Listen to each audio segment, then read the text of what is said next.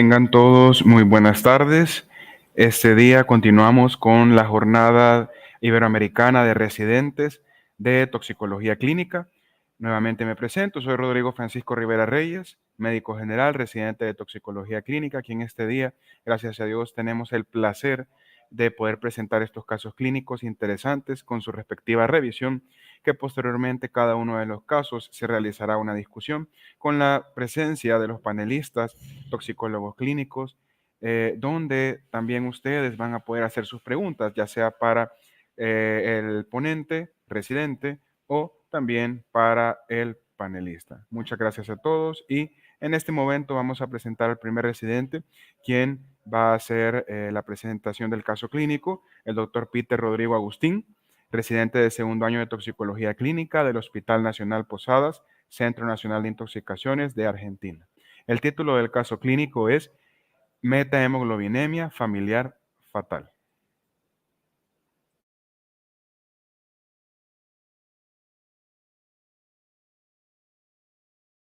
Residente de segundo año en el servicio de toxicología del Hospital Nacional Posadas, en Argentina, donde funciona el Centro Nacional de Intoxicaciones. En esta oportunidad vengo a presentar un caso de metahemoglobinemia familiar fatal. Para esta presentación vamos a iniciar describiendo brevemente un caso clínico. Posteriormente vamos a describir fuentes de sustancias metahemoglobinizantes. Vamos a explicar la fisiopatología de esta intoxicación y recalcar algunas conclusiones. Con respecto al caso clínico, es una consulta de mayo de este año, del 2024, por una familia de 7 integrantes que ingresó a una guardia por un cuadro gastrointestinal posterior al consumo de una sal no identificada. Al interrogatorio detallado, se destaca que era una familia de bajos recursos que vivía en condiciones de indigencia y que encontró en la basura un frasco que contenía una sal, la cual utilizaron para condimentar sus comidas. Al ingresar a la guardia, uno de los integrantes de la familia falleció al poco tiempo de haber sido ingresado y dos de los pacientes requirieron intubación orotraqueal y asistencia ventilatoria mecánica. El resto de los pacientes presentaban desaturación y cianosis con escasa respuesta a la oxigenoterapia, pero hemodinámicamente estables. Desde ese hospital se realizó la consulta al Centro Nacional de Intoxicaciones, en donde por las características del cuadro clínico se sospechó de una sustancia metahemoglobinizante. No se contaba en ese momento con el dosaje de metahemoglobina en el hospital desde donde se hizo la consulta, por lo cual se inició empíricamente el tratamiento con azul de metileno.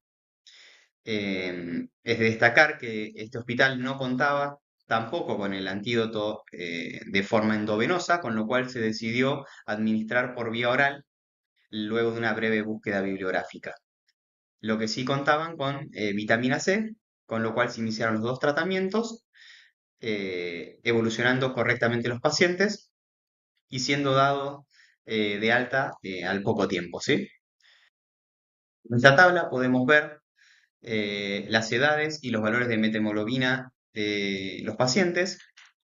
Estos valores se obtuvieron después derivando las muestras a un hospital cercano del centro inicial.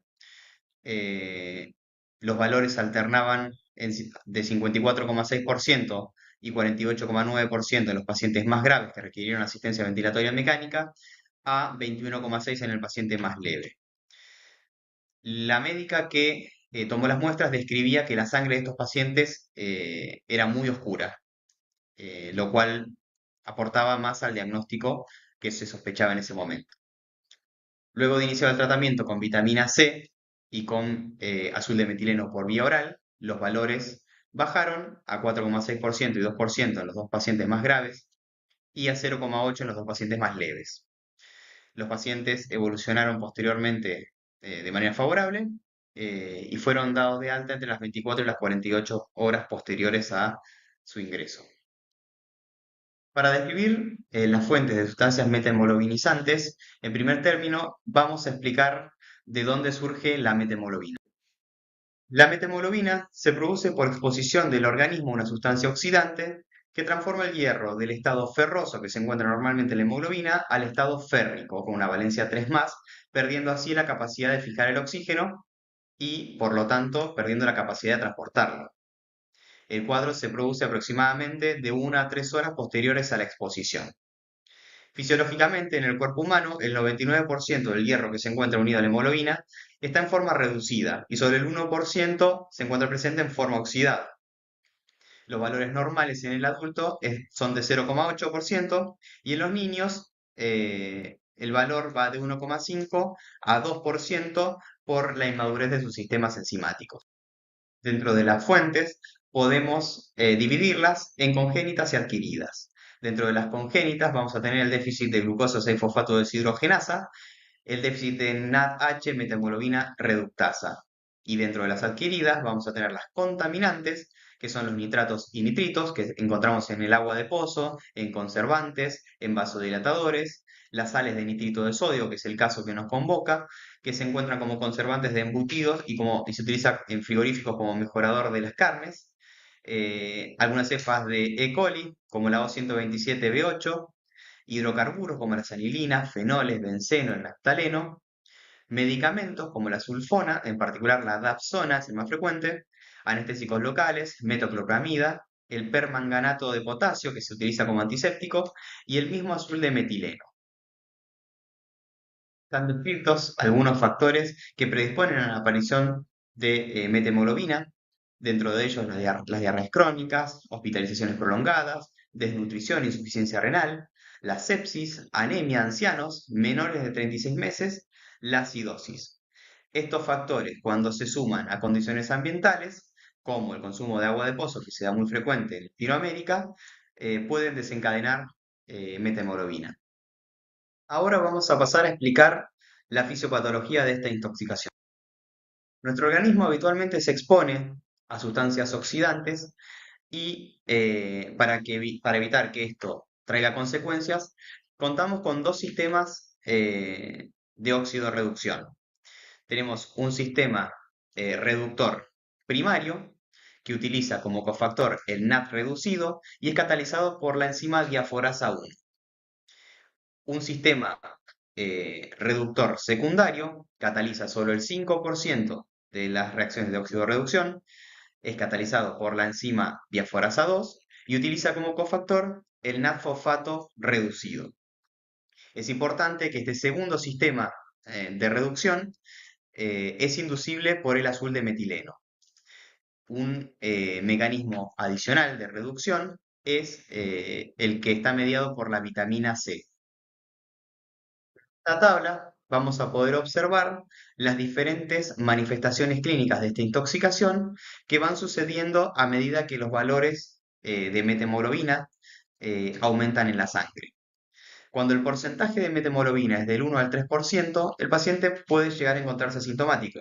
Pero cuando este valor asciende a más del 10%, el paciente va a empezar a presentar acrocianosis. Con valores de un 15 a un 30% van a aparecer cefaleas, mareos, temblores, disnea, taquicardia. Cuando este valor se eleva al 30 al 50%, el paciente va a tener obnubilación, acidosis, coma o convulsiones. La muerte es más probable que ocurra con valores mayores al 70%. Para el diagnóstico de esta intoxicación, además de la clínica, nos vamos a valer de estudios complementarios. Dentro de ellos está descrito que la sangre de estos pacientes se ve oscura o achocolatada cuando se toma la muestra. Es importante la determinación del porcentaje de methemoglobina en sangre, el hematocrito y el resto del estado ácido-base. El test de Brewer nos determina el déficit de glucosa 6-fosfato deshidrogenasa, que es de suma importancia porque esta es la primera enzima de la vía de las pentosas, que va a ser la responsable de administrar, de brindarnos el NAD-fosfato reducido, que va a utilizar la diaforasa 2 para reducir el azul de metileno, azul de leucometileno y posteriormente este azul de leucometileno va a ser el que directamente reduzca la methemoglobina a hemoglobina. El tratamiento se va a basar en medidas de sostén Es necesaria una adecuada evaluación inicial y soporte del paciente. Se va a realizar el ABCDE del trauma, administrar oxigenoterapia a la mayor FiO2 que se pueda, idealmente con máscara de reservorio. Se pueden utilizar medidas de rescate, como el lavado gástrico, el carbón activado o la descontaminación cutánea, dependiendo el tipo de tóxico que haya generado la metemoglobina. Se va a administrar al paciente un plan de hidratación con dextrosa, porque va a ser fuente de NAD y NAD fosfato, y vamos a administrar los antídotos. En nuestro servicio tenemos una guía de antídotos desde el 2021, en donde se describe la forma de administración y las dosis adecuadas de los diferentes antídotos. En este caso, el principal es el azul de metileno al 1%, que se administra en dosis de 1 a 2 miligramos por kilodosis endovenoso, tratando de no superar los 5 miligramos kilo día. ¿Sí? Este antídoto siempre va a estar indicado cuando la metahemoglobina supere un porcentaje del 30%. Cuando se dispone de ácido ascórbico, vamos a administrar 50 miligramos kilo día en niños o 500 miligramos día en adultos. Este tratamiento se utiliza solo si el valor de la hemoglobina, de la metahemoglobina, es menor al 30%. En este gráfico, que se encuentra en el libro Wolfram, nuestro libro de cabecera, está explicado nuevamente las diferentes vías metabólicas de esta intoxicación. Vamos a ver, en primer término, la metemoglobina puede ser reducida por la diaforasa 1 en presencia del cofactor NAD reducido, que la reacción va a finalizar dando hemoglobina y NAD oxidado. El segundo sistema, catalizado por la diaforasa 2, toma el azul de metileno y con el cofactor NAD-fosfato reducido obtenemos azul de leucometileno más NAD-fosfato oxidado. Finalmente, el azul de leucometileno va a reducir a la metemoglobina, a hemoglobina y azul de metileno nuevamente. Está también detallada la vía de las pentosas, que va a ser la fuente del NAD-fosfato reducido.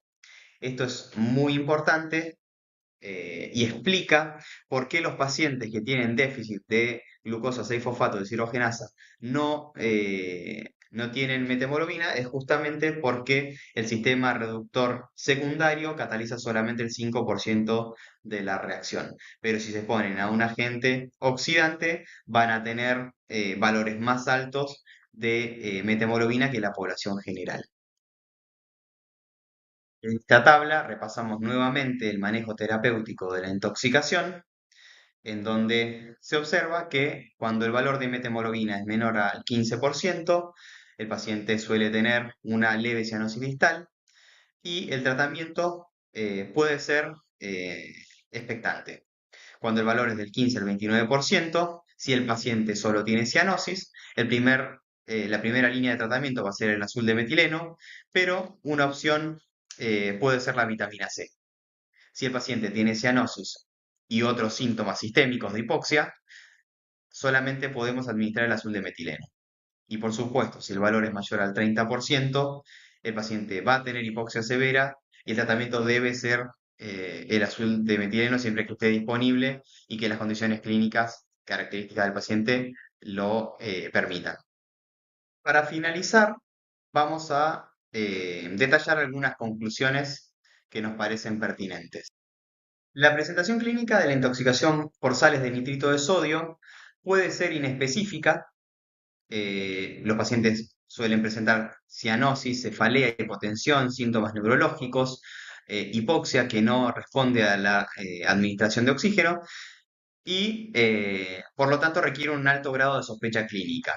Es importante tenerla en cuenta en países como los nuestros, en donde hay una gran cantidad de población que vive en condiciones de pobreza y en donde la disposición de los residuos no siempre está bien reglamentada y suelen encontrarse este tipo de sustancias en basureros, por lo cual es importante tener en cuenta esta intoxicación cuando un paciente se presenta con hipoxia y no ir solo a los diagnósticos clásicos. Sería importante, a su vez, tal vez muy difícil, el diseño de programas educativos enfocados en la prevención para estos pacientes que viven en la calle, muchas veces se alimentan de la basura y la utilizan para su subsistencia, para que puedan identificar no solo este, sino otros tóxicos que pueden representar un peligro para su salud. Pueden observar la bibliografía que utilizamos para la presentación y muchas gracias por la atención y por la invitación.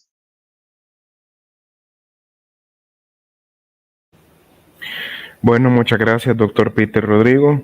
Y en este momento voy a presentar a la siguiente panelista, que es la doctora Alba Negrín, médica toxicóloga, profesora titular de la Universidad Académica de Toxicología de la Facultad de Medicina de la Universidad de la República, Uruguay. Así que contamos con su presencia, doctora, y de igual manera contamos con la presencia siempre del doctor Peter Rodrigo. Y vamos a proceder ahorita a la discusión del caso clínico. Buenas tardes, doctora. No la escucho, tiene silenciado el micrófono. Sí. Ahí está. Pensé que era central la desactivación. Bueno, muchas gracias por presentar este caso, que son como casos, si bien no son tan frecuentes en toxicología, tienen una gran importancia por ser casos que, si no se administra el antídoto, si no se hace el diagnóstico rápidamente y no se administra el antídoto, pueden ser mortales. En cuanto a la presentación, del punto de vista físico, se trata de un producto, el nitrito de sodio, que es blanco, cristalino, igual que la sal de cocina. Por lo que se pueden dar estas confusiones.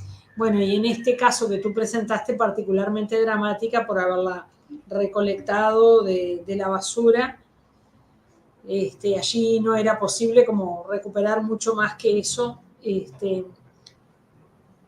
No sé, nosotros en nuestro país hemos tenido algunos casos vinculados a medicamentos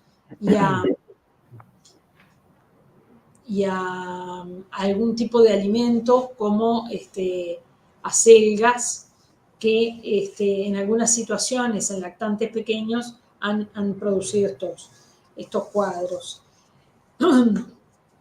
Quería preguntarte y preguntar un poco a todos los compañeros de la región sobre la disponibilidad de los antídotos, si tienen en la concentración adecuada y dónde están disponibles, si están disponibles en las emergencias, si están disponibles en los hospitales de tercer nivel.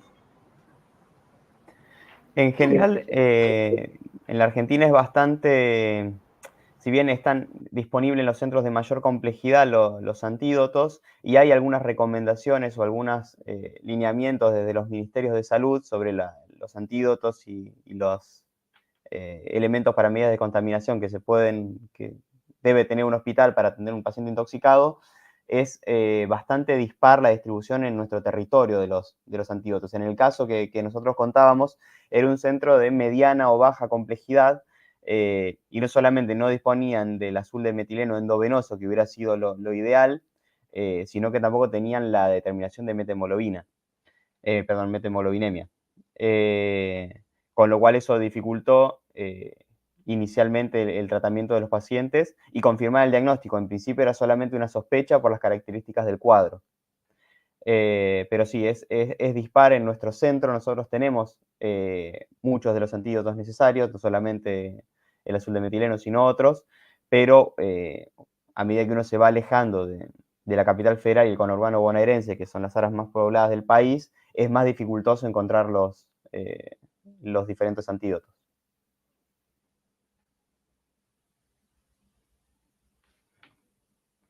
Está en silencio, doctor. ¿Ustedes disponen de vitamina C endovenosa? Sí. Disponemos de vitamina C endovenosa y bueno, si no se puede utilizar también vía oral. De hecho, fue el tratamiento inicial que utilizaron en el centro que consultó. Bueno, muy bien. En Uruguay no utilizamos la vitamina C, un poco porque tradicionalmente había poca disponibilidad. Ujú. En estos casos es bien importante esta disponibilidad del antídoto en el lugar donde se produce la intoxicación, porque críticamente es una hipoxia que no responde al oxígeno, ¿no? A la administración de oxígeno. Entonces, ¿y qué plantearías tú como posibilidad preventiva en relación a la venta o a la regulación en relación a este tipo de sales? ¿Ustedes tienen alguna regulación a través de la ANMAT? Sí, justamente Porque desde la Uruguay no ANMAT. lo tiene. Digo, Uruguay no lo tiene. Está muy disponible el nitrito en recipientes bastante grandes de 1 kilo, porque por el uso que tienen en la industria alimentaria. Sí, es una problemática similar a la que tenemos en Argentina, en donde si bien sí está reglamentado de parte del ANMAT, estas reglamentaciones muchas veces no se acompañan de controles adecuados y no se sigue el destino que tienen estos químicos y ni dónde se depositan los excedentes. En este caso terminó en un basurero. Claro. El uso que se da es el mismo, por supuesto, en la industria alimenticia. Esta intoxicación es tan atractiva para los toxicólogos porque clínicamente se hace un diagnóstico. Para un toxicólogo es bastante fácil de hacerlo, pero para el médico general quizá no tanto, y es muy importante el acceso a la consulta toxicológica es decir, poder disponer de un centro de toxicología al menos para poder hacer esta consulta, porque claro, la clínica es muy orientadora, ¿no? La sangre oscura, chocolatada, esa cianosis, es una cianosis grisácea que es como muy característica después que uno la ve por primera vez. Sí. Pero es bien importante estos objetivos preventivos que tú planteabas. Uh-huh. Sí, Y es muy importante el nivel de sospecha también del médico. A veces los cuadros clínicos son muy notorios, pero para alguien que no está en el ámbito de la toxicología se puede escapar esos detalles de esta cianosis que no responde al oxígeno. Así que la verdad que estuvieron muy bien los médicos que la atendieron inicialmente, que tuvieron la lucidez de sospechar que se pudiera tratar de un tóxico y llamar al Centro Nacional de Intoxicaciones. claro, y lo otro importante que es en este caso es el escenario colectivo, ¿no? Claro. Donde se plantea una exposición colectiva a un mismo agente que causó, bueno, un poco de asimetría en las manifestaciones clínicas, pero que justamente es lo que se ve con los alimentos cuando se producen estas intoxicaciones. Eso también contribuye, debe haber contribuido, en el caso que presentaste, Rodrigo, al diagnóstico. Sí, tal cual. Se sumaba el antecedente de esta sal a esto de la cianosis y la falta de respuesta al oxígeno en pacientes que inicialmente estaban hemodinámicamente estables, más allá de los pacientes en UTI, el que presentó el paro cardiorrespiratorio.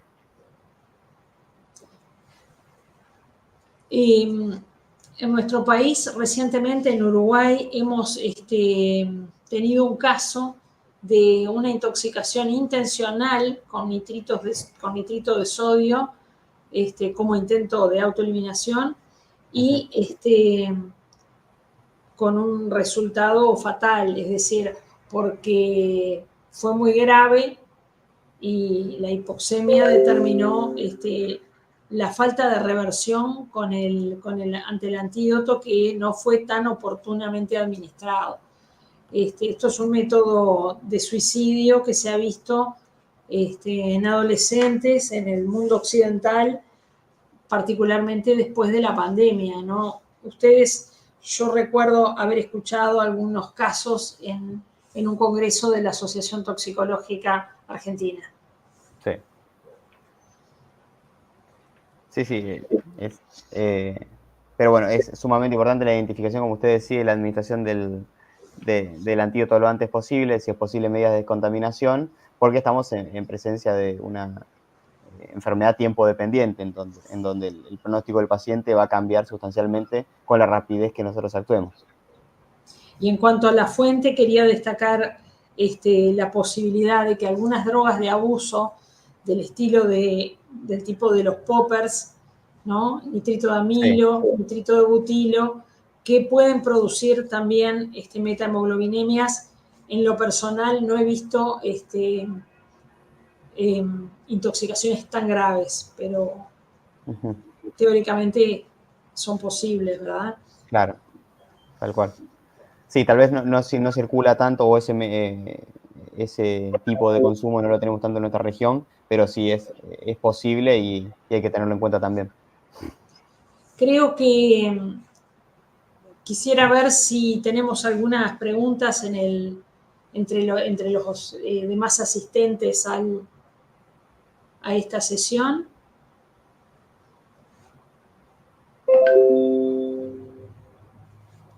Bueno, ahí tenemos una que llega de México. Saludos, excelente ponencia. ¿Han tenido experiencia de incendios donde se sospeche intoxicación conjunta monóxido con cianuro, será? ¿En donde utilicen tiosulfato? En ese escenario, si bien no es causal en general de metahemoglobinemia, la utilización digamos, de tiosulfato es a veces bastante difícil porque depende de la sospecha del médico que atiende al paciente intoxicado por inhalación de humo. Entonces, en general, siempre los médicos se abocan al monóxido de carbono y se olvidan del gas cianhídrico. Con lo cual, no, la verdad que tenemos poca experiencia en la utilización de tiosulfato. Pero por este motivo, porque no sospechan la intoxicación por cianuro y se abocan al monóxido de carbono y a la quemadura de las vías aéreas.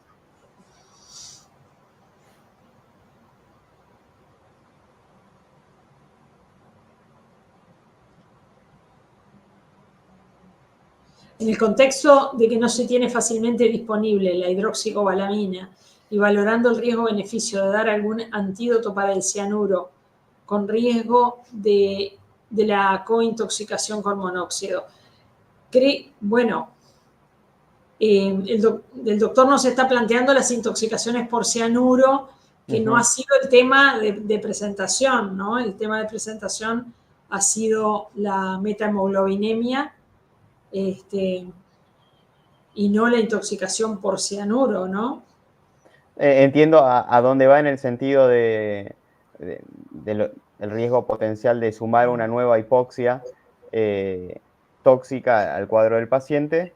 En mi opinión personal, digamos, en un paciente que confirmo una intoxicación por cianuro, bueno, es lo suficientemente grave como para yo aceptar los riesgos de sumarle la metahemoglobinemia. Yo personalmente lo usaría y creo que la mayoría lo haría. Claro, porque además ahí lo que prima es la gravedad del cuadro clínico y la disponibilidad de un antídoto. Exactamente. Que a veces, lamentablemente, sabemos que no abundan o que no están tan disponibles y que a veces hay que pensar muy bien si se va a utilizar o no. En Uruguay, por ejemplo, para cianuro no tenemos este antídoto. No, en la Argentina tampoco.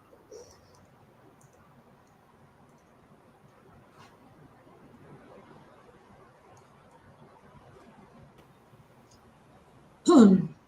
Bueno, muchas gracias, doctora Alba Negrín y doctor Peter Rodrigo. La verdad que el día de hoy el tema también ha estado interesante. Este tipo de intoxicación, ¿verdad? Es algo que probablemente en otros países tal vez no es algo que lo veamos muy seguido. Por ejemplo, aquí en El Salvador, no es algo que veamos, que nosotros hayamos visto aquí. Entonces es bastante interesante. Eh, Creo que la pregunta del doctor Mario Ulises, creo que el doctor Peter Rodrigo también al final se comprendió que iba reflejada a que fuera una intoxicación en conjunto, ¿verdad? Entendí yo, Conjunta, sí. ¿verdad? Pero sí, muchas gracias a ambos, de verdad les agradecemos por haber prestado este tiempo, por haber participado, por presentar estos casos clínicos. La verdad es que es una gran oportunidad, como siempre les he dicho a todos. Y no sé si habrá alguien más que quien nos está viendo por la plataforma de YouTube que quiera hacer una pregunta, y si no, vamos a continuar en este momento con las ponencias.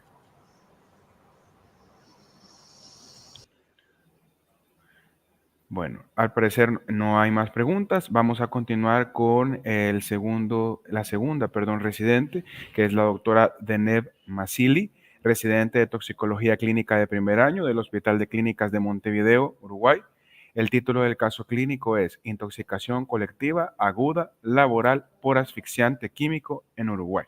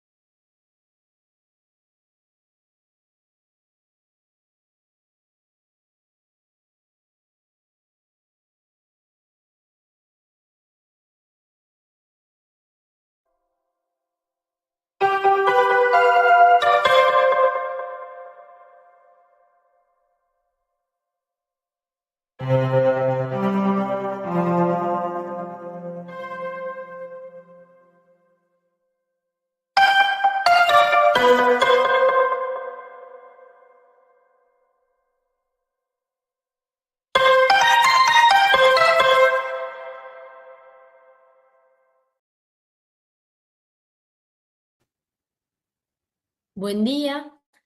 Primero me gustaría presentarme. Mi nombre es Deneb Masili, soy médica general, cursando el primer año del posgrado de toxicología clínica en la unidad asistencial de toxicología en el Hospital de Clínicas de Montevideo, Uruguay.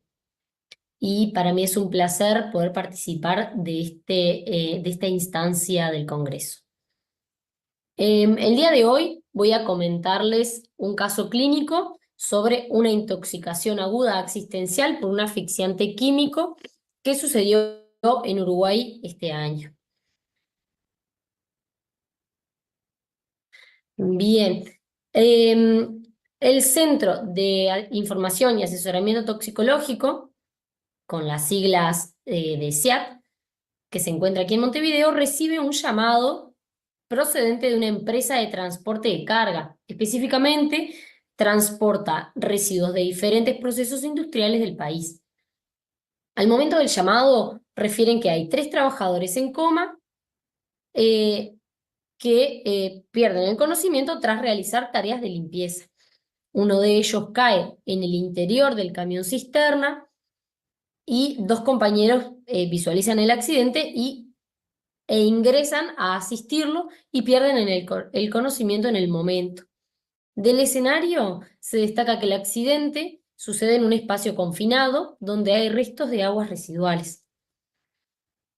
Bien, posteriormente en la evolución, los bomberos llegan al lugar y retiran a los 3 pacientes, 2 de ellos en coma y el otro ya sin signos vitales. que fallece en el escenario. Los dos colegas del equipo de bomberos comienzan a realizar maniobras de RCP, de reanimación cardiopulmonar básico, sin éxito, ¿sí? Y comienza con sintomatología, náuseas, mareos, irritación ocular y disnea. Uno de ellos es asistido con buena evolución y dado de alta, ¿sí? Resaltan la presencia de un olor muy fuerte y característico a huevo podrido. En una siguiente evolución, aproximadamente 1 hora y media después del primer suceso, los trabajadores reciben la primera asistencia por los equipos de ambulancia y son trasladados a la mutualista. Ambos equipos médicos relatan presentar sintomatología leve, náuseas, vómitos y mareos. Y allí llegan los familiares del paciente fallecido, donde toman contacto con el paciente, acuden a abrazarlo, a despedirse y también comienzan con náuseas y mareos. ¿Sí? Destacamos en este momento que la vestimenta de los trabajadores estaba húmeda con este líquido residual. Bien, como para dejar a modo esquemático la cantidad de personas involucradas en el escenario. 3 trabajadores, que mencionamos previamente, 2 del equipo de bomberos con sintomatología leve, 4 de la unidad de emergencia móvil, 2 médicos, un enfermero y un chofer, y 2 familiares, 2 adultos y 1 pediátrico. Entonces, tenemos un total de 12 víctimas, ¿sí? Del paciente 1, simplemente mencionar que era un paciente sano, de 35 años, de sexo masculino, que al caer al interior del camión cisterna pierde el conocimiento y fallece. De los pacientes 2 y 3, también son de sexo masculino, de 40 y 43 años respectivamente, sin patologías previas. Al asistir a ayudar al compañero, es cuando pierden el conocimiento de inmediato. Les quería traer aquí una imagen del escenario con la autorización previa de la persona que tomó esta foto, para que puedan visualizar la infraestructura del espacio confinado, ¿sí? y el camión cisterna. Bien, para que puedan ver cómo es que sucedió. Del paciente 2 es trasladado a la mutualista, donde se le realiza la intubación orotraqueal e ingresa al CTI, al Centro de Cuidados Intensivos. Al inicio el paciente está hemodinámicamente estable, bien perfundido, con un tiempo de recoloración menor a 2 segundos. A nivel pleuropulmonar tiene un murmullo alveolo-vesicular positivo, bilateral, con estertores crepitantes en ambas bases pulmonares. En el electrocardiograma tiene un ritmo regular, sinusal, sin elementos de isquemia. En la gasometría encontramos una acidosis, un pH de 7,30 con un lactato de 3,6, una presión parcial de dióxido de carbono de 48 con una PAFI de 200 y una carboxihemoglobina y una metahemoglobina en rangos normales. Se les indica oxigenoterapia, la corrección de la acidosis y paraclínica de imagen para complementar. En la evolución, al tercer día, en la radiografía se visualiza una opacidad inhomogénea bilateral que ocupa 2/3 inferiores de los campos pulmonares.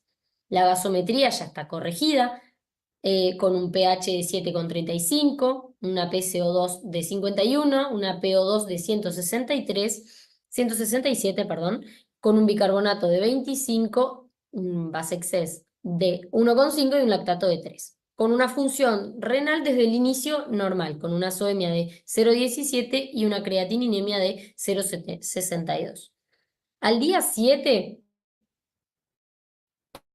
el paciente es extubado, pasa a la sala de cuidados intermedios, donde presenta una buena evolución de su complicación infecciosa a nivel respiratoria, y posteriormente se le otorga el alta.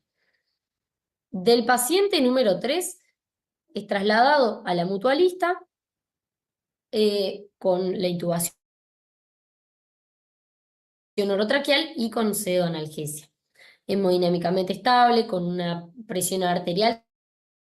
De la paraclínica destaca un pH de 7,20,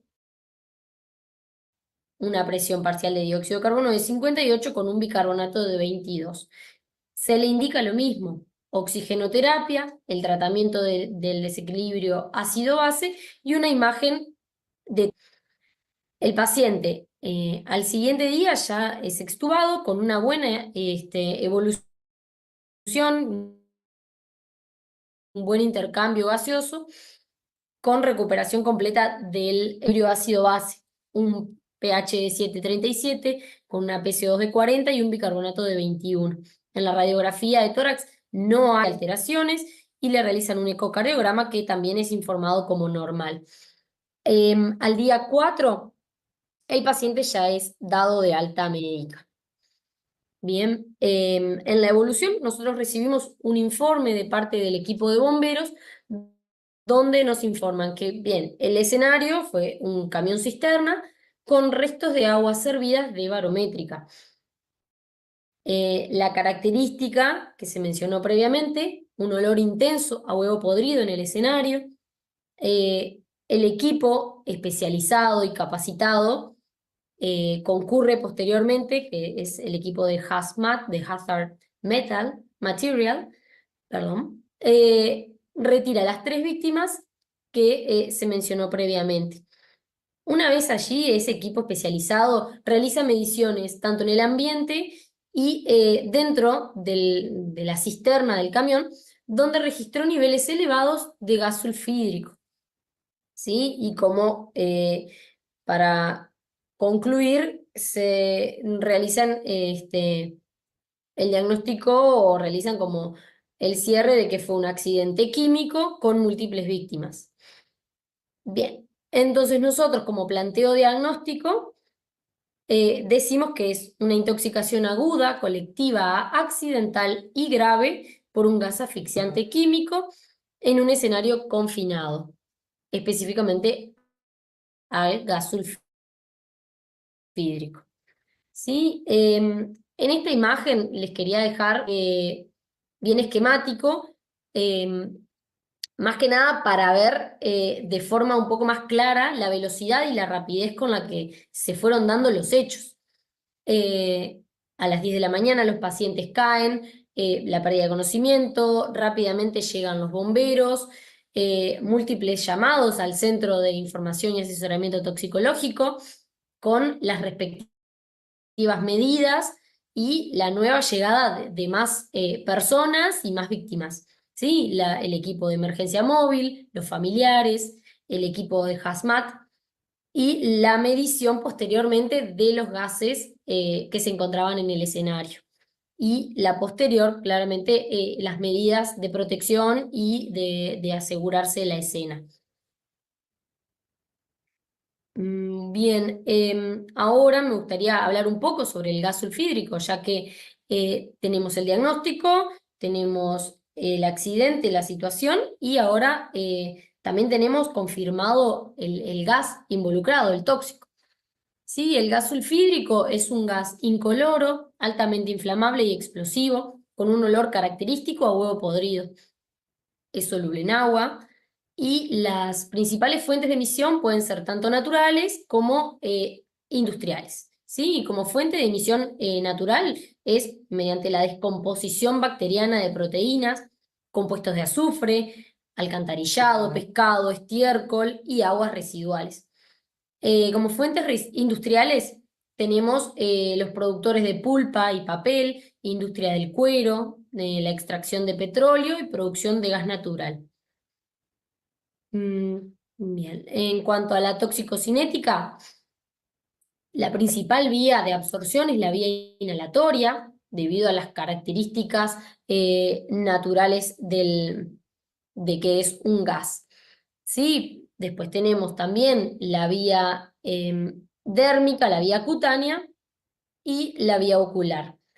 Tiene una amplia distribución con a predominio de los órganos que requieren más oxígeno, ya sean cerebro, pulmones y corazón. tiene la característica de que son liposolubles, por lo cual favorece la rápida distribución sobre las membranas lipídicas. Tiene un metabolismo principalmente hepático mediante la oxidación, convirtiendo el ácido sulfhídrico en tiosulfato y posteriormente en sulfato, que es la molécula de eliminación, ¿sí? Que se realiza a través de la orina mayoritariamente.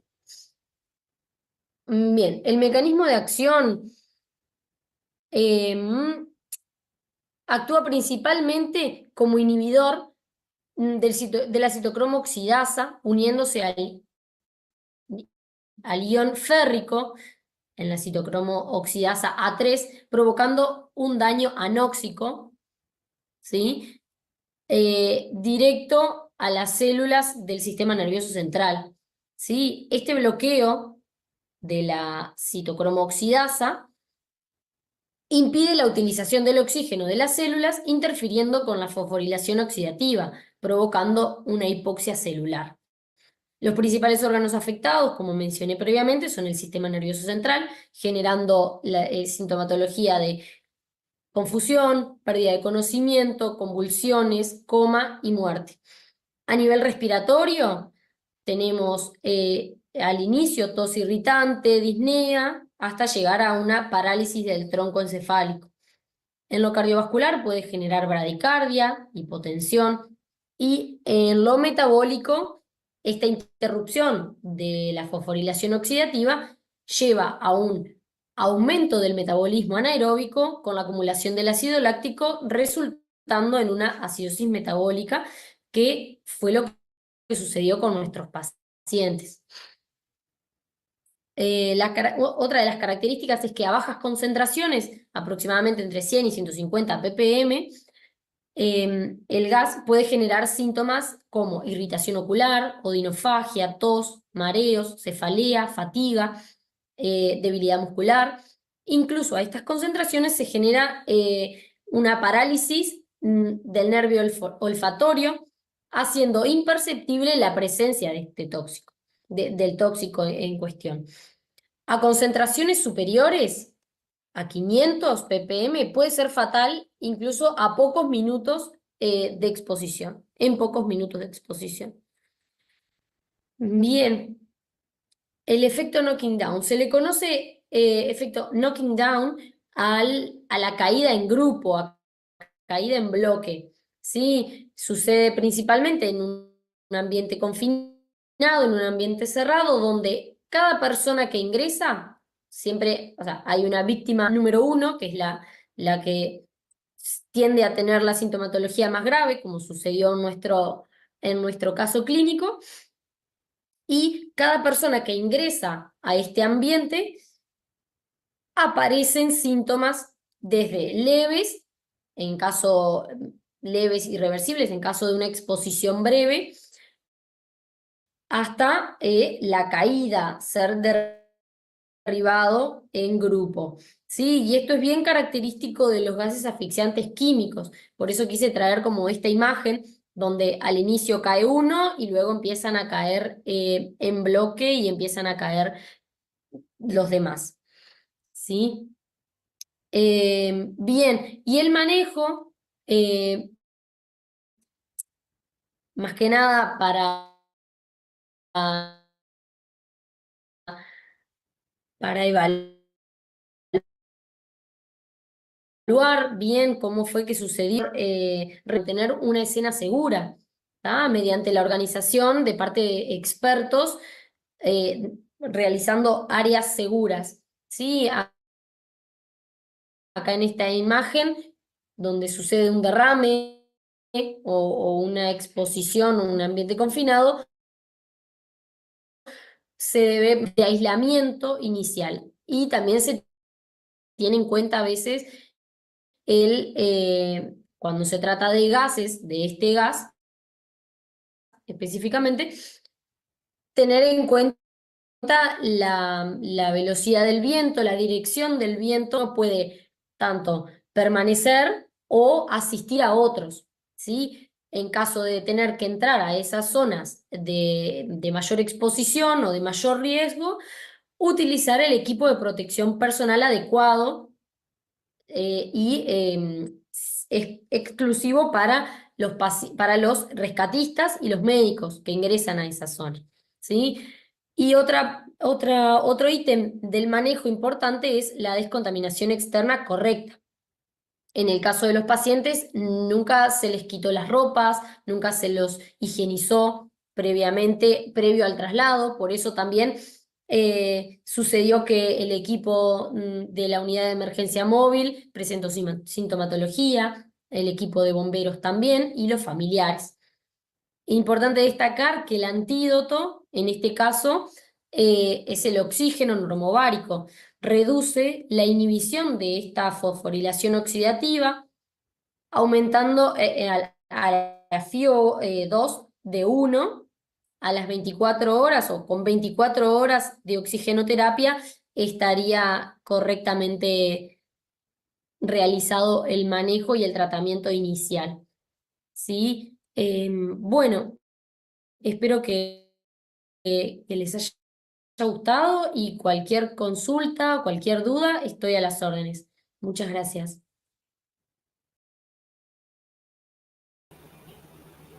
Buenas tardes.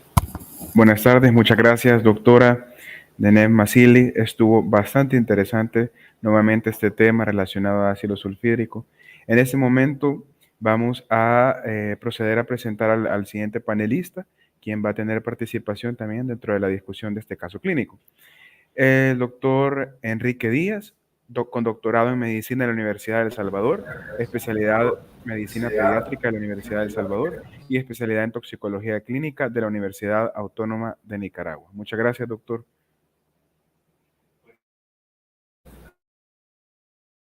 Pues sí. Buenas tardes, ¿me escuchan? Hola, buenas tardes, sí. Hola, un gusto, doctora.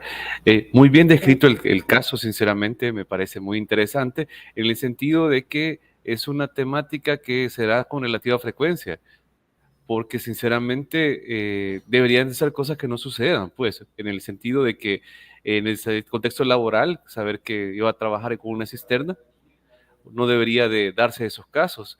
Y me parece interesante que es un problema que realmente se sucede no solo en el caso de El Salvador, sino sucede en varios países latinoamericanos. Parece que es más frecuente de lo que uno pensaría. Ahora, con respecto a su descripción, me parece importante que le dio la relevancia al tema porque, sinceramente, hay una implicación desde el punto de vista laboral, en el sentido de que, no sé, y ahí viene encaminada la pregunta, en el caso de Uruguay, ¿qué regulaciones tienen para que evitar que pasen estos casos? O no sé si, igual a nosotros, le voy a contar la experiencia primero nuestra, de que muchas veces incluso las cisternas son lavadas o limpiadas por personal que no está calificado en nuestro país, exactamente. Usted perfectamente le puede pagar a una persona para que limpie la cisterna de su casa y no hay una contraloría, no hay algo que lo regule, por decirlo así. Aunque a pesar que hay empresas que supuestamente son especializadas, pero sucede lo mismo que pasó con ustedes. Ya hemos tenido caso nosotros de que han habido empresas que están encargadas de este tema y igual hay víctimas. No sé qué puede decirnos. Bien, en realidad sí abarca un poco más el área de laboral, más que nada la prevención de, bueno, de caídas o de otro tipo de accidentes que no involucren los tóxicos. Y el caso este es interesante por eso mismo, porque se desconoce un poco si el paciente estaba unido a una línea de vida o no, o si hubo alguna otra situación donde se evitó, ¿cómo mencionarlo? Donde no se tuvo esos cuidados adecuados, pero las empresas que están encargadas de este tipo de tareas tienen sí sus reglamentaciones, sus médicos de salud ocupacional que se encargan sí de toda esta área de la prevención de este tipo de accidentes. O sea que en el caso de Uruguay no puede hacerlo cualquier persona, tiene que ser una empresa especializada en el área, ¿verdad? Sí. Bueno. Y con respecto a la capacitación en Uruguay, ¿existe capacitación continua a estas personas para que no sucedan los fenómenos? Porque por lo menos en el momento, es decir, lo típico que usted menciona, entra una persona y se convierte en víctima, entra la siguiente y pasa algo similar. Entonces, Sí. para serle franco, incluso para el personal de bomberos, prácticamente utilizan su.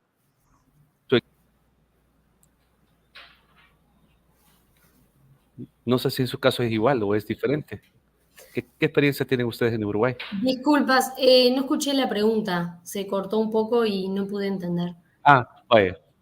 No, la pregunta es básicamente que si al caso ustedes tienen el mismo problema que nosotros, en el sentido de que casi siempre cuando se dan estos casos hay varias víctimas por el hecho del desconocimiento de la situación en particular, porque como le explico, en el caso de El Salvador, mucha gente que de forma artesanal se dedica a la limpieza de cisternas, por ejemplo, en casas, que no es una cuestión más industrial. En el caso de Uruguay, ¿tienen el mismo problema o sinceramente es algo que no les afecta en su caso? No, en realidad este caso me pareció muy interesante traerlo porque por lo menos en Uruguay no nos sucede frecuentemente este tipo de intoxicaciones de forma colectiva, tan graves también. Eh, pero creo que es muy importante para todos nosotros como médicos, como centro de intoxicación, centro de información y asesoramiento toxicológico, estar atentos que frente al primer llamado, realizar esa sospecha oportuna, ¿sí? Para que de alguna forma favorecer el manejo inicial lo más rápido posible, generando esto que comentaba más sobre el final del video, generando áreas seguras, evitando que aparezcan nuevas víctimas, nuevos pacientes, y de esa manera poder resolver lo más pronto posible ese inconveniente que no debería pasar. Muchas gracias. Realmente por mi parte sería lo que podía comentar. Yo siento que lo has expuesto muy bien, sinceramente ha solventado un montón las preguntas que se podían surgir y solamente resaltar esa parte, ¿verdad? De que sinceramente son casos que son prevenibles, no deberían de suceder y desgraciadamente suceden, pues. Y de alguna medida ahí está la parte que tal vez no nos compete tanto como clínicos, pero es la parte gerencial o ver qué se pueden hacer como medidas de seguridad para que evitar que sucedan próximas situaciones. Porque si se dieron un caso, eso se puede repetir y como es una causa prevenible, sería necesario ver qué ajustes se hacen de nuestras regulaciones y lo demás para evitar que sean más víctimas, que son prevenibles. No sé si hay más preguntas, Rodrigo. Sí, ahorita les leo unas preguntas. Primero, el doctor Mario Ulises Castañeda menciona, felicitaciones, muy interesante el caso. Y él menciona primero, me llama la atención el equipo Hazmat que menciona. Imagino que, continúa la pregunta y dice, ¿tienen acceso a todos los niveles de protección ustedes? Esa es la primera pregunta. No sé si, ahorita quedémonos con esta y luego continúo con la otra. Bueno, bien. Sí, en Uruguay nosotros contamos con un equipo de bomberos, ¿sí? Que son el clásico, el camión rojo, que acuden a las emergencias, a los llamados, lo más pronto posible y esas personas no siempre están capacitadas para este tipo de accidentes. Es el equipo especializado de Hazmat el que tiene esa capacitación específica para este tipo de derrames, accidentes, más que nada también en la parte del puerto, cuando hay derrames a nivel marítimo y eso. No es común, pero ellos están capacitados. La siguiente pregunta es, considerando el mecanismo de acción de ser asfixiante mitocondrial parecido al monóxido de carbono y considerando los órganos choque, ¿tienen experiencia con complicaciones a largo plazo? Perdón, no se te escucha. Perdón. El doctor mencionaba, considerando el mecanismo de acción de ser asfixiante mitocondrial parecido al monóxido de carbono y considerando los órganos choque, ¿tiene experiencia con complicaciones a largo plazo neurológicas, pulmonares o cardiovasculares? específicamente con el gas sulfídrico, a mí me sorprendió mucho este caso por eso, porque fue mi primer como contacto con este gas, con este tóxico, y sí había escuchado previamente de años anteriores acá en Montevideo, pero de hace muchos años, no es como muy común. Sí he visto, más que nada por el monóxido, sí. Ok, muchas gracias, doctora. Leemos otra pregunta. Bueno, doctora María Dulce Montero menciona, felicitaciones por la presentación. Consulta, ¿ustedes tienen para dosar sulfohemoglobina? Por lo que tengo entendido, no. Ok. No sé, no se llegó a hacer en estos casos, en estos pacientes, no se lo llegó a medir. Sí, este equipo especializado del HAZMAT tenía para dosificar en ambiente, pero no en sangre. Ok. La siguiente pregunta es, ¿qué experiencia tienen con el tratamiento con nitritos o eventualmente cámara hiperbárica en estas intoxicaciones por sulfuro de hidrógeno? Bien, lo mismo.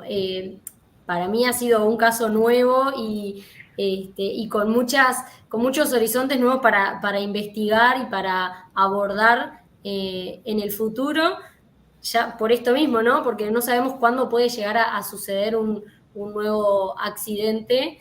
Y bueno, estaría bueno contar con esas herramientas para poder abordarlo de la mejor manera posible.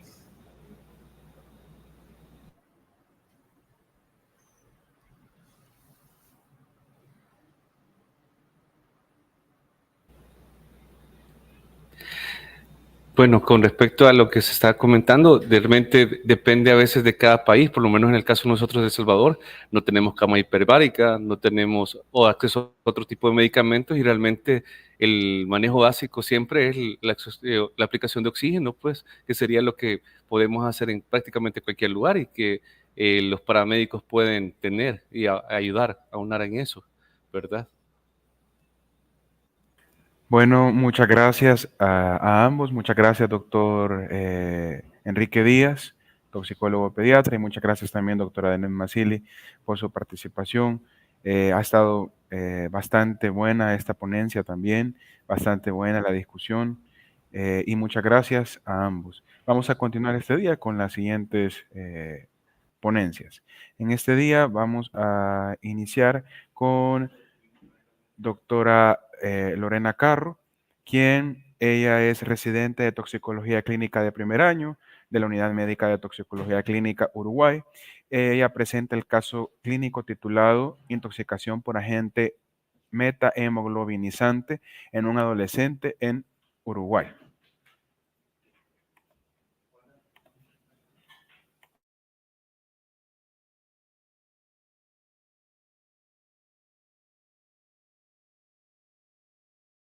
Bueno, mi nombre es Lorena Carro, soy residente de toxicología clínica de la Unidad Académica de Toxicología de la Facultad de Medicina y voy a presentar un caso de intoxicación con agente metahemoglobinizante en un adolescente en Uruguay. La historia clínica comienza el 3 de agosto. Es una paciente de sexo femenino de 16 años, como antecedentes personales, un IAE farmacológico hace un año, que recibió tratamiento y actualmente no cuenta con tratamiento ni controles. Vive con padres y abuelos y asiste a Instituto de Artes. Es encontrada en domicilio por su padre en el piso con depresión de conciencia, con estigmas de vómito.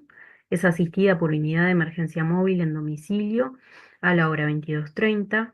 Se constata paciente con Glasgow de 7, con cianosis generalizada, se intuba y se traslada a emergencia al Hospital Español.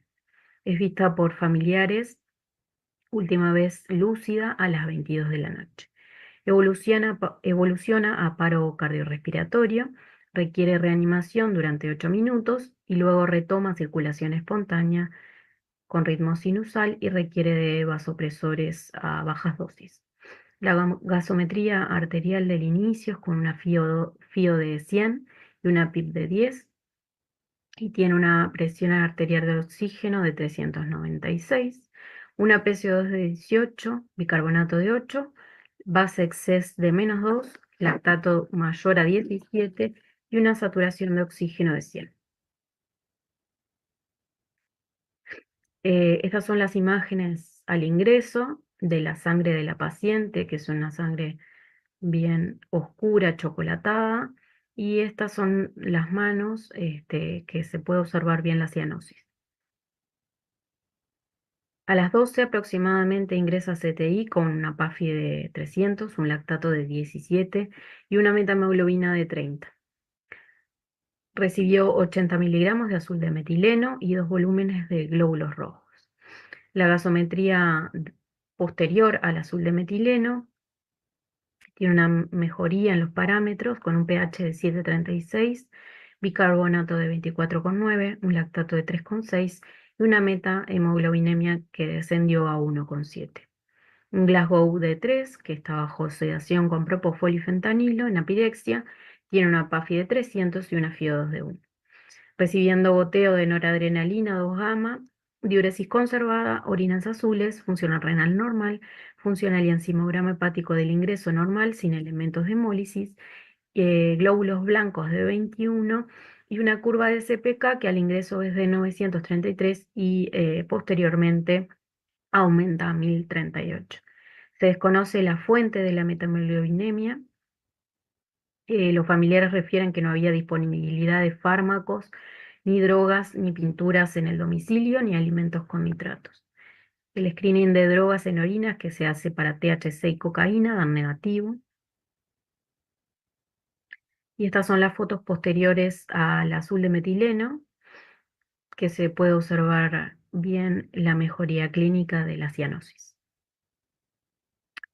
2 días después del ingreso, la paciente tiene edema encefálico generalizado en la TAC de cráneo que se le realiza e instala midriasis reactiva bilateral y se hace planteo de muerte encefálica. El 6 de agosto la paciente continúa en coma con respiración espontánea y continúa con midriasis reactiva. No cuenta con nuevos datos acerca del escenario ni posibles fuentes de metahemoglobinemia. En domicilio no hay disponibilidad de nitrofurantoína, ni Bactrim, ni Dapsonas, no hay jamones ni chorizos, no surge disponibilidad de anilinas. Se indagó bastante en los agentes que podría haber en el domicilio, pero la familia no encuentra ningún agente en el domicilio que pueda ser el factor implicado. El 7 de agosto, 4 días después del ingreso, se diagnostica muerte encefálica, se realizó un segundo test de apnea y se procede a la donación de órganos de la paciente. Yo hice una línea de tiempo como para simplificar el ingreso y el tratamiento posterior. Al inicio, a las 22 horas, es vista por última vez lúcida. A las 22:30 es encontrada en domicilio con alteración de la conciencia. A las 0 horas es que ingresa a CTI. A la 1 es que se le da el antídoto. Y posteriormente, el 5 se le hace un ataque con edema encefálico. El 6 se diagnostica la muerte encefálica y el 7 se procede a la donación de órganos. Entonces la discusión en esta historia es principalmente cuáles son los agentes metahemoglobinizantes, que en mi caso era una gran duda porque al ser residente de primer año no conocía este tipo de casos. La segunda interrogante es la oportunidad del tratamiento, el rescate digestivo y el antídoto. Y como tercera interrogante surge el suicidio con nitritos, que después de una búsqueda bibliográfica de artículos científicos, encontramos muchos suicidios con nitritos y bueno, considero importante hablar de ese tema. Sabemos que la metahemoglobinemia se da cuando el hierro de la hemoglobina se oxida por un agente oxidante y pasa a ese estado oxidado, que es el férrico, y no puede ceder el oxígeno de la hemoglobina. Em, Acá lo que puse es los niveles de la metahemoglobina correlacionados con los signos y síntomas. Las personas normalmente tienen un 1% o un 2% de metamoglobinemia, lo cual es normal. Pero de 3 a 15% ya se puede ver coloración grisácea de la piel, de 15 a 20 sangre marrón achocolatada y cianosis, de 20 a 50 ya hay mareo, síncope, disnea, cefalea y debilidad muscular, y de 50 a 70 hay depresión de conciencia, coma, arritmia, acidosis metabólica, convulsiones y polimnea. Em, En esta paciente tenía un 30%, pero habría que considerar en qué momento se tomó la muestra, cómo se tomó la muestra, porque el color de la sangre eh, nos orienta a que sea más de 30%. Pero bueno, es una duda que,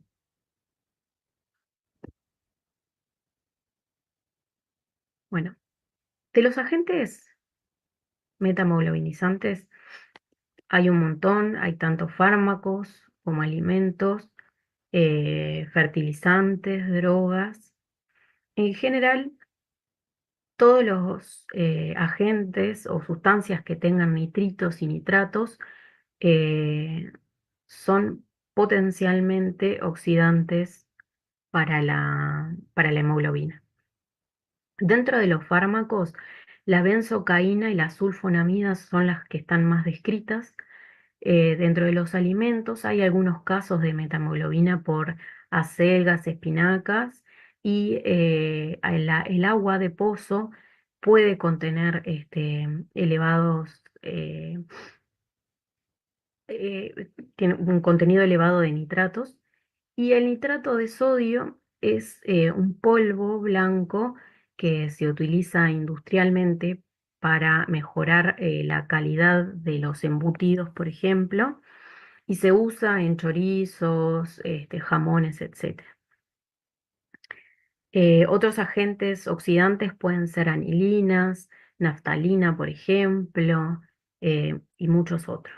Dentro de los fertilizantes que están más descritos son el propanil, el dicuat y el paraquat, y las drogas de abuso, la que está descrita como alto contenido de nitrato, es el popper, que es el que está abajo de todo, que es una droga que se inhala y se vende como en esos tarritos. Bueno, del tratamiento, mi duda particularmente era si hacer rescate digestivo o no. En realidad, los pacientes suelen presentarse de forma grave, por lo que asegurar la vía aérea eh, conlleva un tiempo y no se suele hacer rescate digestivo, aunque hay algunos artículos, en algunos países se ha logrado hacer rescate digestivo en los pacientes que consumieron eh, nitrato de sodio, por ejemplo. El azul de metileno es el antídoto para la metameglobinemia y tiene la oportunidad de administrarla es de inmediato, y sabemos que su pico máximo de acción es a los 30 minutos, pero inmediatamente posterior a la administración es cuando ya se pueden ver la mejoría clínica, por ejemplo, de la cianosis. Bueno, y para hablar del suicidio con nitritos, es un tema que está ampliamente estudiado en muchos artículos. Desde el 2010, que se vio el primer caso de suicidio con nitritos, En muchos países se ha visto como una tendencia en Internet y una tendencia de los adolescentes más que nada, o personas jóvenes, al suicidio con nitritos. Em, Esto llevó a que se hiciera una denuncia a Amazon, por ejemplo, porque se vendían por Amazon kits suicidas que contenían nitrato de sodio, metoclopramida, lorazepam, entre otras cosas, entre otros fármacos, como para coadyuvar a la muerte. Y se han descrito muchos casos, tanto en Italia como en Corea, eh, Canadá, Estados Unidos. Y bueno, es como una tendencia que ha sido evaluada en los últimos años.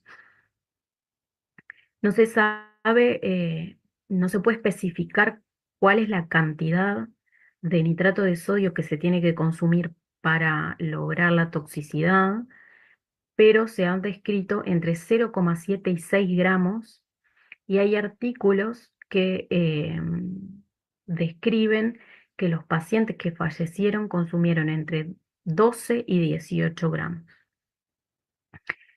Así que es muy variable la cantidad de gramos que tiene que consumir una persona para poder, para que el consumo sea letal. En nuestro país, en Uruguay, el nitrato de sodio es de venta libre. em, Sale aproximadamente unos 300 pesos uruguayos, que son como menos de 10 dólares. Em, y bueno, en realidad no estaba descrito todavía ningún caso de suicidio por nitritos. eh, y en realidad, en esta paciente, lo único que orientaba a que podría ser un suicidio era que ella tenía este antecedente de IAE farmacológico. No lo describía en la historia, pero se le encontraron este, algunas lesiones en brazos y piernas, como de lesiones anteriores, como autolesivas. Y en realidad no había mucha cosa más que nos orientara al tóxico. Además, en este caso, como ella eh, fue a donación de sus órganos, no se pudo diagnosticar cuál era el tóxico que estaba en el cuerpo. Pero posteriormente, el papá, al mes de su fallecimiento, se contacta con nosotros y refiere que encuentra una bolsa de nitrato de sodio en el altillo de su domicilio, y encuentra la factura de la compra de ese día, y la compra fue el mismo día que la paciente lo ingirió o tuvo el incidente. Entonces, podemos orientarnos a que la causa de este deceso es por intoxicación por nitrato de sodio, dados los signos y síntomas de la cianosis, la metamoglobinemia, eh, el- la acidosis que tenía. eh, y bueno, podemos orientarnos en este caso a que su fallecimiento fue por intoxicación por nitrito. Así que bueno, este es el caso que tengo para presentar, y si tienen dudas, las órdenes.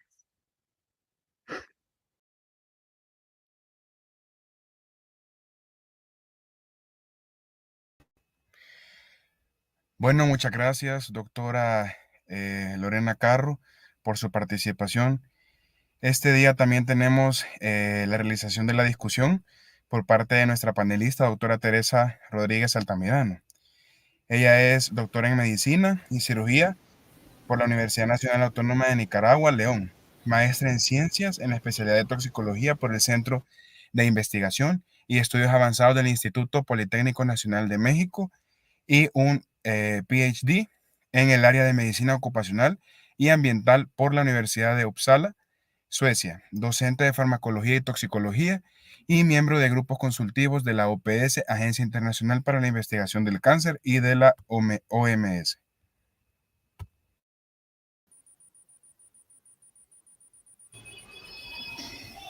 Antes que nada, muchas gracias por invitarme a esta discusión. El caso me encantó.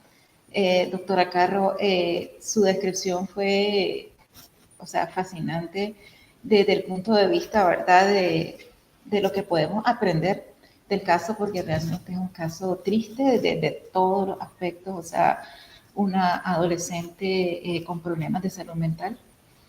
Que se presentó, digamos, la oportunidad, muy probablemente, según la descripción, de acabar con su vida por un método que, en mi opinión y en mi experiencia de 34 años de trabajar en el campo de la toxicología, aunque yo me he dedicado más a la parte de toxicología laboral, es difícil, digo yo, de que un joven, por ejemplo, conozca de que este tipo de sustancias se pueden usar con intento autolítico. Aquí en mi país yo tuve conocimiento de un caso similar, pero utilizando como agente los antipalúdicos, cloroquina concretamente. Y entonces, y en esa ocasión, que eso fue hace algunos años, ya yo creo que aproximadamente 9 años, esa fue mi pregunta principal cuando en la Facultad de Medicina discutimos el caso. ¿Cómo un adolescente de secundaria sabe que se puede matar con cloroquina? ¿Cómo un adolescente de 16 años o un adolescente de 16 años sabe que puede acabar con su vida utilizando este tipo de sustancias que no son habituales, digamos, en las viviendas, ni son sustancias con las que los jóvenes están habitualmente en contacto? Yo la felicito, doctora, por la presentación. Me parece que estuvo muy detallada, excelente. Yo tenía algunas preguntas de previo con el resumen de caso que recibimos los panelistas acompañantes, pero algunas de esas preguntas ya me fueron respondidas con los detalles adicionales que usted brindó. Entonces, voy a hacer un comentario y vamos a conversar sobre algunos aspectos para enriquecer, digamos, la discusión del caso, pero me parece que los detalles, digamos, ya fueron abordados adecuadamente durante la exposición. Este caso, desde el punto de vista toxicológico, es interesante por dos razones, pienso yo. Por las implicaciones médico-legales que tienen al estar sospechando que se trató de un suicidio con un agente metahemoglobinizante. Y la otra razón es porque las intoxicaciones con agentes metahemoglobinizantes son retadoras la comprensión de tanto del cuadro clínico como de la fisiopatología por todos los cambios bioquímicos que el organismo echa a andar para tratar de contrarrestar la presencia del agente metahemoglobinizante. ¿Por qué le digo que eso es interesante? Porque esos mecanismos que echa a andar el organismo para tratar él mismo de compensar el cuadro de intoxicación me pueden provocar sintomatología clínica y me pueden provocar daño que ya no está relacionado directamente con el agente causal. Entonces, esa es una de las razones por las que muchas veces es difícil con solo el cuadro clínico que como toxicólogos podamos identificar qué me lo puede estar causando. En este caso, también pienso que fue un reto el hecho de que al ser un joven, uno piensa primero, por ejemplo, en causas farmacológicas porque es más fácil, es más accesible para un joven una causa farmacológica, y la otra es la causa, el uso de sustancias de abuso, como los que usted presentó, de que hubiera sido, digamos, como más lógico y más natural que un joven tuviera acceso a este tipo de sustancias. Entonces yo quiero discutir con usted algunas cosas que creo que facilitarían la comprensión. Usted insistió cuando presentó de que en la parte de si había que hacer descontaminación digestiva o no, insistió en que era una duda. Entonces yo quiero que nos cuente a todos por qué usted tenía esa duda. ¿Por qué tenía la duda de descontaminar o no la vía digestiva? ¿Cuáles eran sus razones? O sea, yo sé que usted no manejó el caso, sino que al abordar, ¿por qué le surgió la duda si se debía de hacer descontaminación digestiva o no? Básicamente porque la mayoría de los artículos que leí no hacían descontaminación digestiva. Y me llamó mucho la atención porque en el caso del nitrito o el nitrato de sodio se ingiere por vía oral, no así el popper, por ejemplo. Entonces, eso más que nada fue lo que me generó la duda, que de la cantidad de artículos que vi, la minoría habían hecho rescate digestivo. Y fue solo por eso. Usted presentó una línea de tiempo. ¿Cuánto tiempo había transcurrido entre la última vez que sus padres o sus familiares la habían visto bien y el momento en que la hallaron ya con los síntomas de intoxicación? Los papás la vieron por última vez media hora previa, la vieron última vez lúcida, media hora previa a encontrarla en el domicilio ya con pérdida de conocimiento. ¿Y la otra pregunta cuál era? No, era en relación a eso. Es que el tiempo que transcurrió entre la última vez que la vieron bien y el momento en que ya la hallaron inconsciente por la intoxicación, bueno, es un tiempo corto. Entonces, sí, es un tiempo corto, son 30 minutos. 30 Entonces, minutos. Generalmente cuando usted tiene una ventana de tiempo tan corta, entre el momento en que vieron bien a la persona y el momento en que está con un cuadro de intoxicación que podemos clasificar como grave porque había compromiso serio del sistema nervioso, ¿qué día le sugiere a usted de exposición? Cuando usted tiene un efecto así de rápido. Bueno, en realidad uno piensa en una vía digestiva, pero por ejemplo los casos con monóxido, que también pueden ser encontrados de esta forma, son de forma inhalatoria. Entonces, yo de pronto tendería a pensar que si me encuentro con un paciente que está en el domicilio con pérdida de conocimiento, quizás tiendo a pensar más en un monóxido y buscar la fuente de monóxido y no tanto en este tipo de agentes. Sí, cuando es algo tan rápido uno tiende a pensar en una vía rápida, vía inhalatoria o una vía parenteral. En este caso, la confusión muy probablemente al momento de llegar a la emergencia se debió a que la rapidez pasó de estar bien a estar inconsciente en 30 minutos. Entonces uno piensa primero en una vía rápida, una vía inhalatoria o parenteral. Pero la presencia de vómito me podía haber indicado un ingreso por la vía digestiva. Y digo podía porque el vómito también puede ser reflejo por el compromiso del sistema nervioso. Entonces, ahí siento que el cuadro clínico orientó hacia una vía más rápida y muy probablemente eso hace dudar de hacer o no una descontaminación digestiva. Y también hay que tomar en cuenta el tiempo transcurrido hasta el momento en que es atendida en emergencia, porque la descontaminación digestiva se debe hacer o es más efectiva si se hace en los primeros 60 minutos después de la ingesta.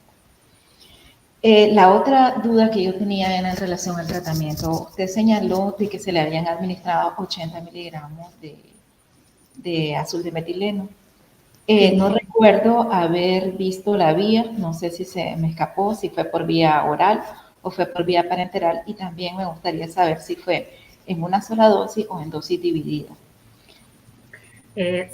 se le dio solamente una dosis, la paciente, no me acuerdo ahora cuánto pesaba, pero no, aproximadamente unos 70 kilos, por lo tanto se hizo un poco más de 1 miligramo kilo, y se le hizo intravenoso. Nosotros en Uruguay el azul de metileno lo utilizamos estéril, intravenoso, y no contamos actualmente, o no está muy disponible actualmente vía oral. La disponibilidad, ya que se habló anteriormente en otro caso de esto, la disponibilidad en Uruguay del azul de metileno, si bien es una medicación que no es muy cara, no está disponible en todos los centros de emergencia, que sí debería estar, pero la realidad es que no. Por ejemplo, en este caso, este servicio de emergencia no contaba con las ampollas para poder brindarle a la paciente, y por eso se extendió un poco el tiempo de darle el antídoto. Del inicio del tratamiento. Uh-huh. Sí. Ahora, según los datos que usted presentó, la paciente superó la metamoglobinemia con el tratamiento con azul de metileno. Sí. Ella fallece después de haber recuperado la metamoglobinemia. Sí. Entonces, ¿cómo explica usted en este caso la causa de muerte? Y la injuria encefálica seguramente haya sido en el tiempo que permaneció con esa hipoxia y no pudo revertir la injuria encefálica. Si bien revirtió la metamoglobinemia, ya la injuria estaba instalada. Sí, no se le hicieron pruebas de función renal. Sí, se le hicieron. Lo que pasa es que nosotros no teníamos todos los datos porque teníamos algunos datos de la emergencia y después teníamos algunos datos del CTI al que fue. Uh-huh. Si bien fue en el mismo hospital, a veces es un poco difícil lograr tener todos los datos. Nosotros le hacemos seguimiento a los pacientes vía telefónica y hablamos con los centros, pero no siempre tenemos todos los datos. Pero sí, a esta paciente se le hizo funcional renal, tuvo en principio un aumento de la diuresis y que lograron controlarla después y su función renal se recuperó completamente. Incluso en esta paciente se hizo trasplante de los riñones en la donación. Una última pregunta y es en relación al contexto del caso. Vemos que esta era una muchacha con problemas de salud mental y la sospecha es de que fue autolítica la intoxicación. Entonces, ¿en su país tienen ustedes algún protocolo para estos casos? Supóngase que ella se hubiera recuperado de la intoxicación. O sea, lamentablemente ella falleció, pero si ella se hubiera recuperado, ¿hay algún protocolo que permita, digamos, darle seguimiento a estos casos y atender el problema de salud mental? Porque el problema, bueno, esta vez fue un agente metahemoglobinizante, en el futuro podría utilizar otra cosa. Finalmente, si no atendemos la causa, el origen, digamos, de esta intoxicación, que fue realmente un intento de acabar, o no un intento, sino que acabó con su vida utilizando un agente metahemoglobinizante. Pero si suponemos que se salvó, hay algún protocolo, algún programa, donde desde la toxicología nosotros derivemos a este tipo de pacientes para atención del problema básico, que es su problema en este caso de salud mental. Sí. Bueno, en principio, solamente para nombrar en lo epidemiológico de los casos que nosotros tenemos, la mayoría de los adultos, las intoxicaciones farmacológicas son por suicidios o intencionales, pero nosotros desde el CIAT no tenemos un protocolo per se para que nosotros utilicemos para los pacientes con intoxicaciones intencionales. Pero sí, en todo el Uruguay, cuando un paciente llega por un IAE o un intento de autoeliminación, siempre se espera la valoración por psiquiatra. La intención es que tenga seguimiento por psiquiatra y seguimiento por psicología, pero no siempre la disponibilidad de todos los centros tienen psicólogos para poder brindarla al paciente. Entonces, si bien sí, la respuesta es sí, tienen un seguimiento psiquiátrico y psicológico estos pacientes, pero a veces no se logra correctamente o no se logra como quisiera, porque no tenemos amplia disponibilidad de psicólogos en los centros de salud. Sí de psiquiatras, pero no de psicólogos. Pero desde el CIAT, desde el centro nuestro donde nosotros trabajamos, no tenemos un protocolo que diga que nosotros tenemos que actuar en referencia a lo psiquiátrico del paciente, pero sí siempre recomendamos la valoración por un psiquiatra cuando hay un IAE. Y todos los médicos de acá de Uruguay, cuando hay un IAE, la valoración por psiquiatría es lo primordial. Exactamente. Sí, muchísimas gracias, doctora. Yo solo quería comentar, así, para el público en general, que en este caso hubiera sido muy difícil desde la atención en emergencia tratar de identificar una sustancia causal monitoreando las sustancias en sangre, porque si no había un indicativo de qué tipo de sustancia había estado expuesta y por qué vía, o sea, no se puede rastrear lo que no sabemos que la paciente estuvo en contacto. No podemos mandar a medir todos los fármacos posibles ni todos los agentes metamoglobinizantes posibles. Primero, porque no se puede desde el punto de vista práctico, y además es muy costoso en caso de que se estuvieran montadas todas las metodologías analíticas en el hospital.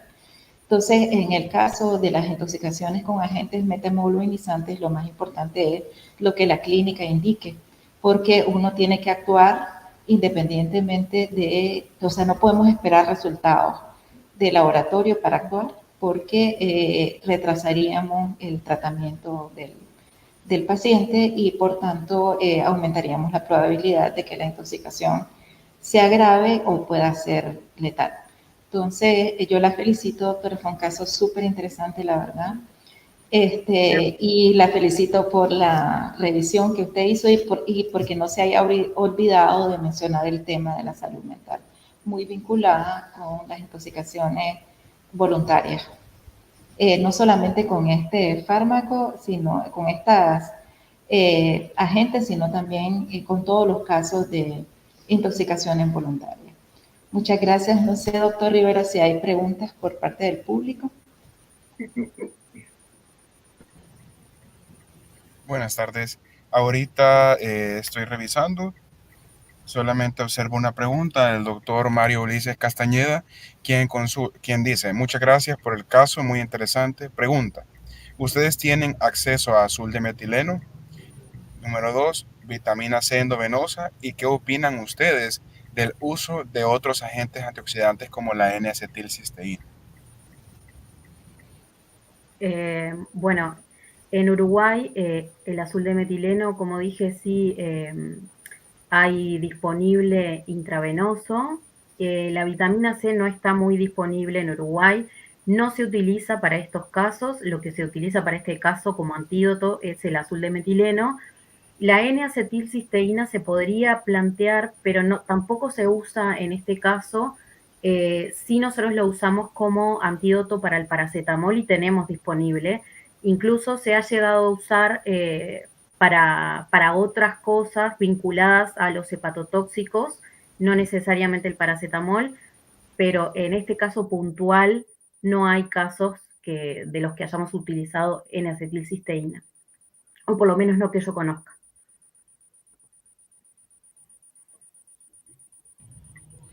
Ok, perfecto. Comenta el doctor, justo ya contestó en el debate lo del azul de metileno. Así que agradecemos a ustedes dos, doctoras, a doctora Lorena Carro como residente. Gracias por haberse tomado el tiempo también de hacer esta revisión del caso clínico. Gracias también por haberlo presentado. Gracias también a la doctora Teresa Rodríguez por haber formado parte de esta jornada de residentes.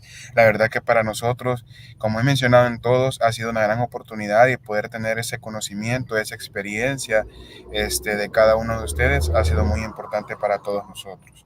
Así que muchas gracias a todos y que tengan una buena noche.